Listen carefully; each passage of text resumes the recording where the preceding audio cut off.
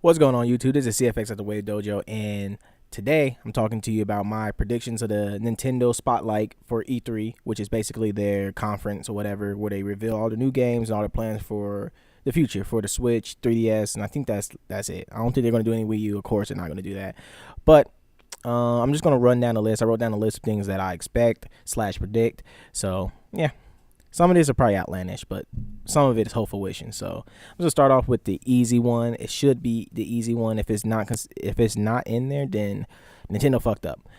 Virtual console.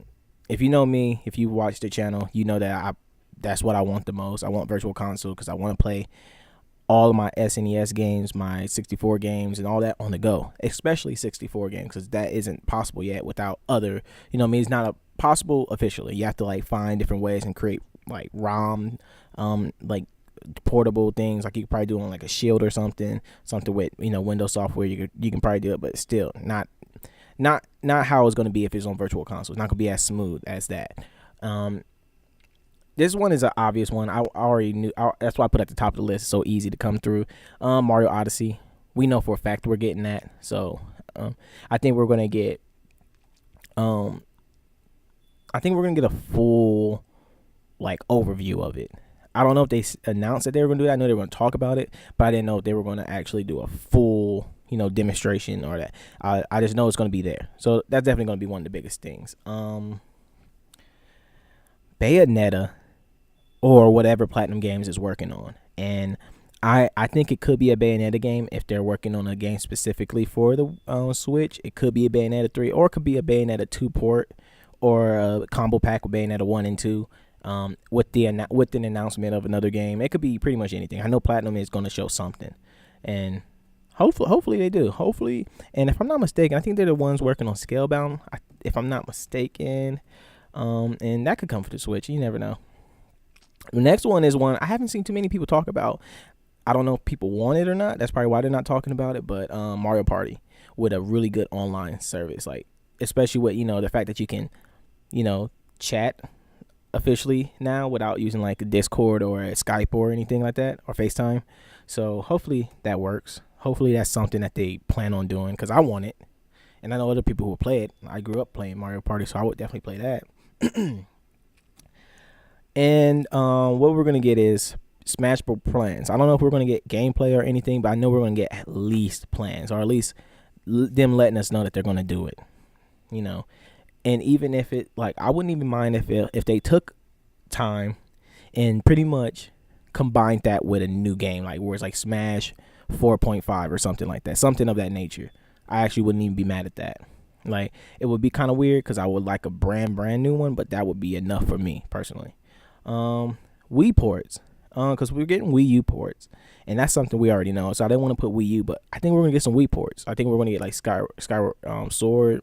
The Galaxy series, probably after Odyssey, of course. They don't want to distract from that, because believe it or not, there's some people who really like the Galaxy series more than like the regular sandbox 64 version of that, like Sunshine and whatnot.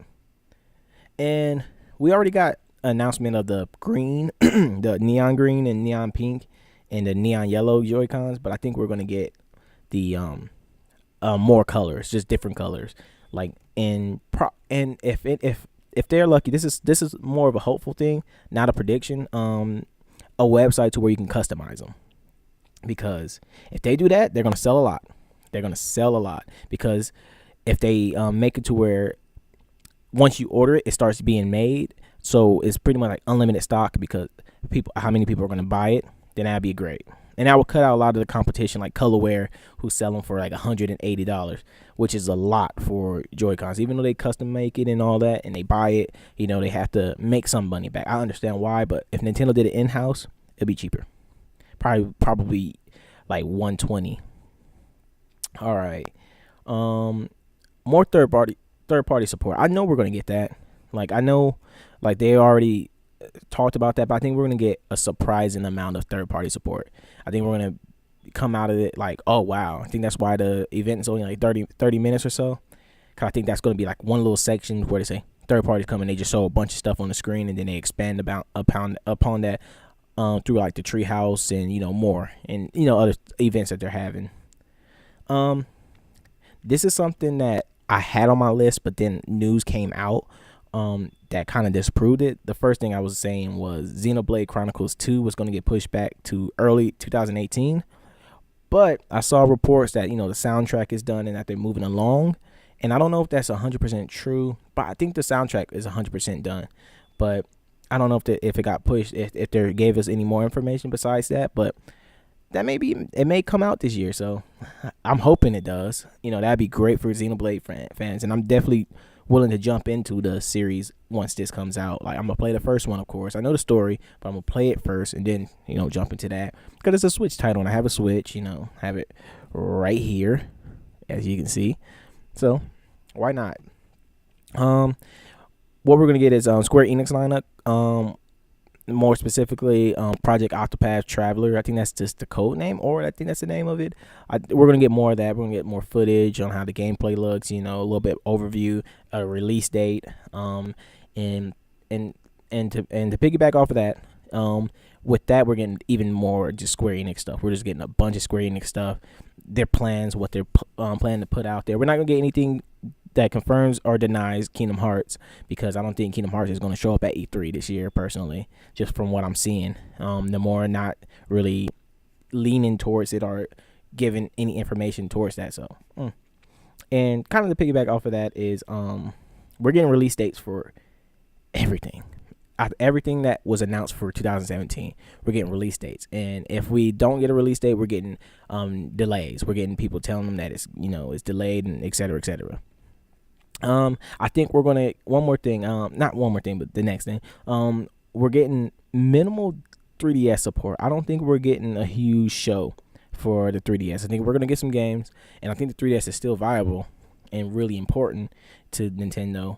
Because they have I think 80 million out there or something. I read somewhere, so they're gonna put games on it because they're gonna sell. That's just what it is. People can afford a Switch. Not everyone. Until the Switch is more affordable and more available, then the Switch will be number one. And to finalize, I think they're gonna surprise us. Not necessarily surprise us, but they're gonna pretty much display their sales of the Switch and how good the Switch is doing. I think we're gonna be surprised at how good it's doing. Unless someone else just leaks the sales and but I think they're gonna be like, we have sold this much, kind of similar to Apple. And hopefully they sold a lot and it's successful, because I had one and I invested into it, so I want it. But that's pretty much everything I can do. And there's a couple games that I don't really know much about, so I can't predict. So I didn't want to add things that weren't really well versed in, like Pikmin. I don't know anything about Pikmin. I don't know anything about the rumors or anything, so I can't really I don't know if something's coming out there. So that's why it's not on the list and things like that. And Metroid, I'm never falling for that. Like, if it happens, it happens good. But I'm never going to predict that that's happening, because the last time people predicted that happened, we got Federation Force. So, and I played the game. I don't like it. It's bad. But yeah, that's it. CFX at the Wave Dojo. Thank you for watching, and I'll catch you guys in the next video. Peace.